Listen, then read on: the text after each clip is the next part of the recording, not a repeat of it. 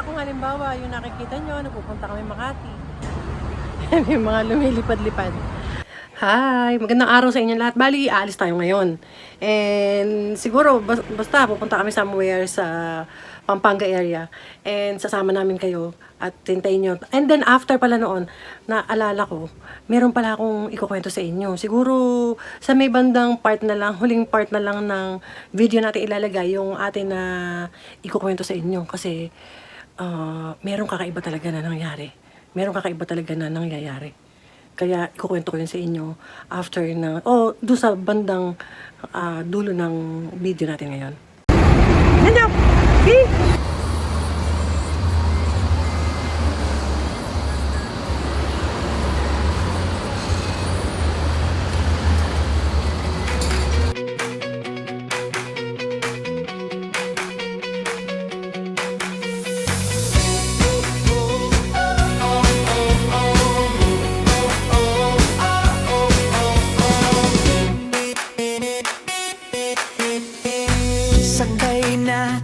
Nasimula ng saya, road trip kasama ang buong pamilya. Kalye adventure, tanawin ang ganda, bundok o dagat, kwento'y nagsisimula. Kaibigan at tropa, laging kasama, tawanan sa biyahe, walang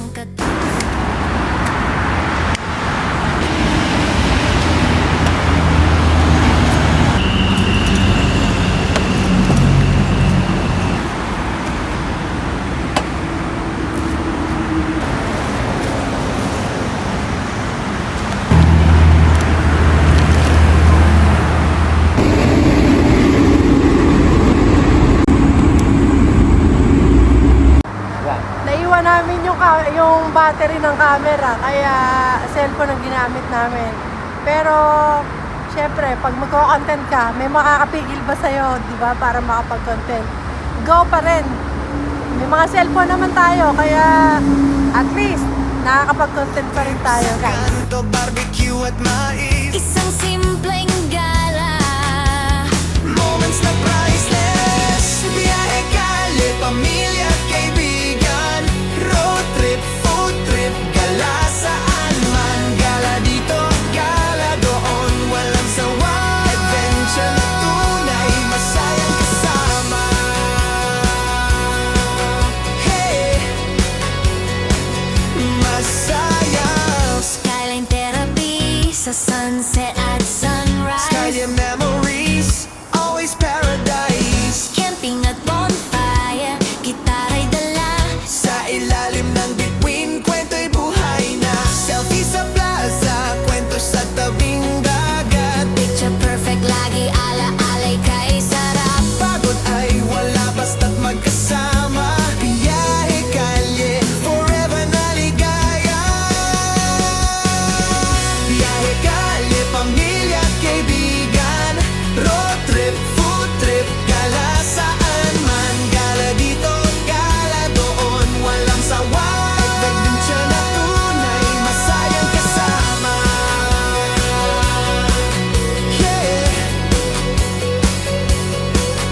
Yeah, tara na sa kalye, kasama tropa, pamilya'y happy. Food trip, road trip, gala unlimited.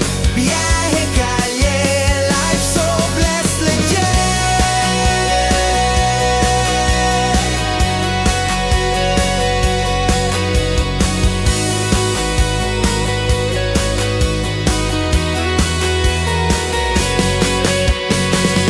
Gala dito, gala doon, Lagi tayong kasama,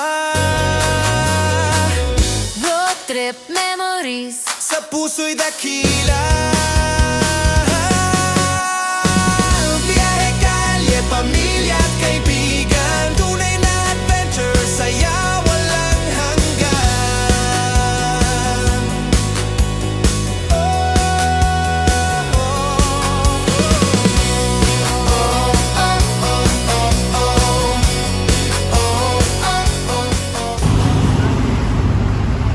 May translation.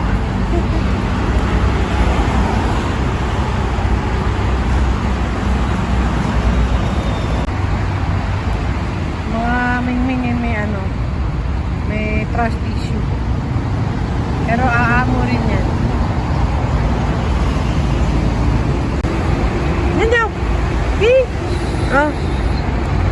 Ayan o. Kain mo. Ganyan. Ayan o.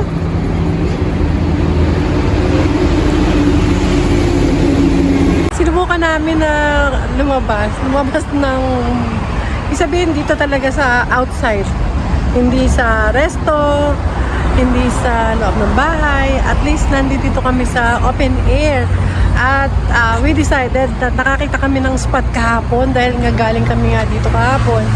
Nakakita kami ng spot dito sa parking lot ng Robinson's Star Mill dito sa San Fernando, Pampanga. At ito yung nakuha namin spot. Ang ganda.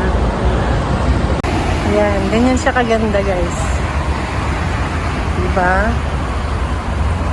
Ganyan kalami. Kahit na nadidinig natin yung mga ugong ng sasakyan, ewan ko ba nare-relax pa rin kami. Ayan, kwentuhan lang kami dito. Sana, ma-inspire din kayo sa ginagawa namin. Alam nyo, hindi naman kami basta lagi na gumagastos ng malaki. Yung ginagawa namin, actually, sinasabay lang namin yun sa mga appointments o mga lakad na, sinasabay lang namin yung mga vlogs namin. Kaya kung halimbawa, yung nakikita nyo, napupunta kami Makati, sinasabay lang namin yun na pagka kailangan si Bunso susunduin, maghahatid ng mga gamit niya. So, magpapasyal na. Ando doon na rin naman kami. Hindi, magpapasyal na lang at maglalakad-lakad sa kung saan man pwedeng maglakad doon sa Makati. Kung sa Libis o sa Eastwood, naglalakad-lakad lang naman kami sa Eastwood. Kang magyayaya si Bunso, itinitreat niya kami. Paminsan-minsan lang din yun. At hindi naman kami talaga madalas. Mas madalas, nagluluto po ako sa loob ng bahay namin. At yung mga kain namin sa labas, yun po ay treat lagi ni Bunso. At nagpapasalamat kami. Thank you, Lord, sa mga blessings na pinagkakaloob niyo sa pamilya namin. Anumang bagay ang dumating sa atin, ay lagi nating ipagpasalamat. I-consider nating lahat ng mga ito as a form of blessing. Ito man ay success na nagsisilbing inspirasyon na lalo nating pagbutihin o trials na makapagpapatatag sa atin bilang tao at bilang pamilya. Lagi lang tayong kumapit sa ating paniniwala at pananampalataya sa Panginoong Hesukristo. Adventure, tanawin ang ganda, bundok o dagat, kwento'y nagsisimula. Kaibigan at tropa, laging kasama. Tawanan sa biyahe, walang katapusan. Food trip sa kanto, barbecue at mais. Isang simpleng gala. Moments na priceless. Biyahe, kali, pamilya at kaibigan. Road trip, food trip, gala saan man. Gala dito, gala doon, walang sawa. Adventure na tunay.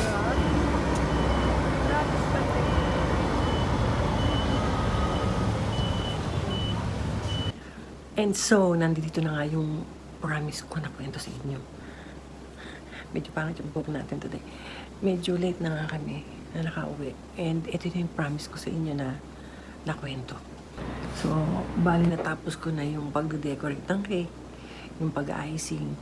Natapos ko na rin yung pag-edit ng topper. So, namahinga muna ako kasi ang iniisip ko na lang, gagawin ko na lang ng umaga kasi medyo hapon pa naman ko kailangan yung cake na yun. Ang kailangan ko lang gawin ay magka-cut na lang ako ng topper na inedit ko nga. And so, eto na nga. Dumating na nga yung oras, dahil nga napagpahinga na ako, dumating yung oras na mga siguro between 2 and 3 a.m. o past 3. Yung mga ganon. Magka-cut na nga ako ng topper kasi nga meron pa akong ibang mga details na kailangang gawain o ilagay dun sa ating cake. Kaya minabuti ko na mas maaga, ganun kaaga ako magsimulang magtrabaho ulit. So, inilabas ko na yung laptop, si laptop na at saka yung ating cutting machine, kung saan nandito po tayo ngayon. Ito ko po inayos. So, ginawa ko, ang una ko pong ginagawa kasi, ino-on ko na agad ang laptop. At habang sineset up ko yung cutting machine, syempre i-connect ko yung mga cable nun, ikakabit ko sa outlet, yung mga plug. So habang inaayos ko nga yung cutting machine, kasi nga naka-on na si laptop, napansin ko bigla, si laptop, naka-open po ang isang application, yung pong Paint. Kasi yung Paint, bakit, nakita ko naka-open. Eh, galing sa pagkaka-shutdown at kaka-on ko lang. So, ibig sabihin, hindi ko pa yung ginagalaw. At saka ang hawak-hawak ko po ay yung cutting machine kasi nga kino-connect ko pa lang, ipa-plug ko pa lang, i-on ko pa lang yung cutting machine. So nagulat nga ako. Bakit naka-open yung Paint? At tinignan ko. At to my surprise nga po, nakita ko yung mga naka-drawing. Eh kung ako yun, hindi nga ako makagawa ng straight line eh. May mga, parang mga triangle. Pero basta parang, marami na siya nagawa. Hindi yung isang ganun lang. Marami na siya. As in, ibig sabihin, running na siya. Running na talaga siya. At ito pa. Ewan ko lang kung makikita ninyo na nakaangat. Ayan. Ito nga ang maganda doon. Nakita ko, yung cursor, gumagalaw. Gumagalaw yung cursor. Diyos ko, Lord. Eh, kayo na nga mag-isip. Gumagalaw yung cursor. May naka-drawing doon sa Paint. Kaya, after dito, papakita ko sa inyo. Kasi, alam ko na, i-post ko na yun sa FB main profile ko. Ipinost ko na yun. Kaya lang, yung kwento na to, ay hindi ko ikinuwento ng ganitong verbal ng pagkukwento. Ikinuwento ko yung through writing. Kaya basahin na lang ninyo sa comment section. Nasa comment section kasi lahat yung buong kwento. Hindi ko alam bakit nagkaganon yung laptop. At same laptop, meron ka pang kasunod. Kaya intayin nyo na lamang sa susunod na mga episode kung kailan natin pwede ikwento. At bago yung kwento nga na yan, iiwanan ko sa inyo yung larawan na naiwan doon sa laptop na na-screenshot ko. At kayo na po ang bahalang mag-analyze. At ito na nga po ang larawan.